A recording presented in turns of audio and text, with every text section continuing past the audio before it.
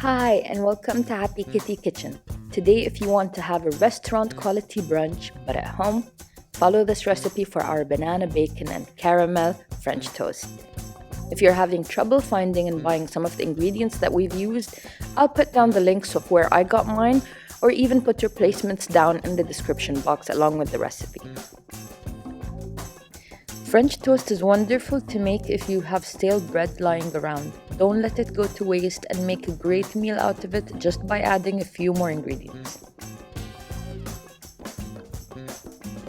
You'll need 4 eggs, a heaped half a teaspoon of cinnamon powder.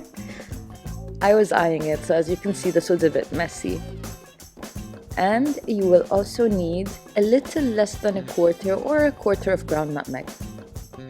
For the vanilla extract, if your vanilla extract is fairly strong, don't add more than a quarter of a teaspoon, but if it's mild, then half a teaspoon is good. 1 cup and a quarter of full fat milk. And then mix really well.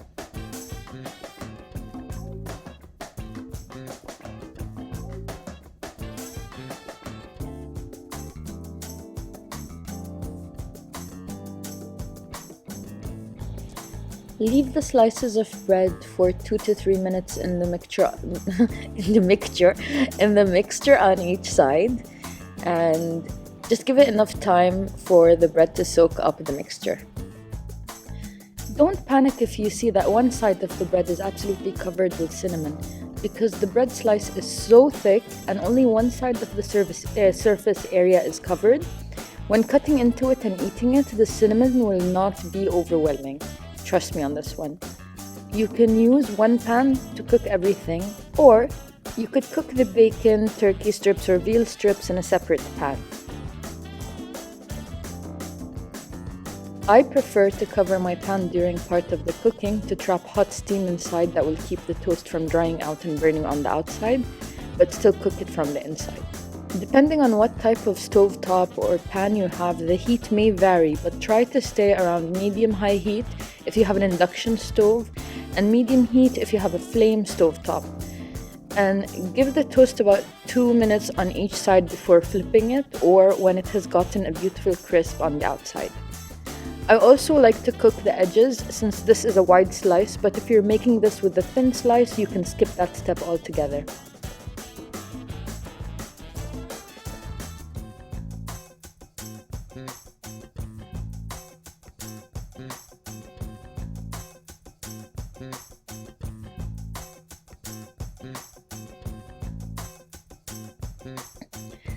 If the bacon strips leave a black crisp residue on your pan, take a minute to quickly rinse and wipe your pan, and begin again with some fresh butter so that those black burnt specks don't stick to the rest of your French toast slices.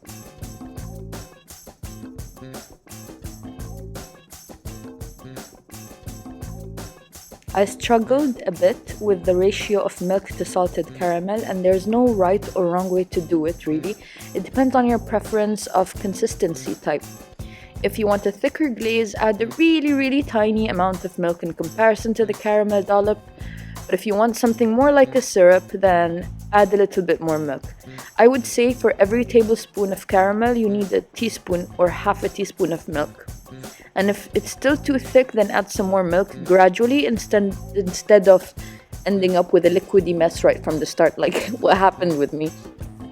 Pop it in the microwave on a low heat for a longer time, and then when it's back and warm, start mixing again so that the milk and the caramel get integrated and mixed really well together. You could also dilute the caramel with heavy cream or whipping cream if you don't want to do it with milk. You could make your own salted caramel by boiling a can of sweetened condensed milk, but we'll show you how to do that in another video tutorial. If you're a person who likes the combination of sweet and salty in their food, you are going to love this. It might seem like a weird combination to put together, but trust me, give it a try, make it for yourself and see. Thank you for watching this video, and if you liked it, please give us a like and subscribe for more. Bye!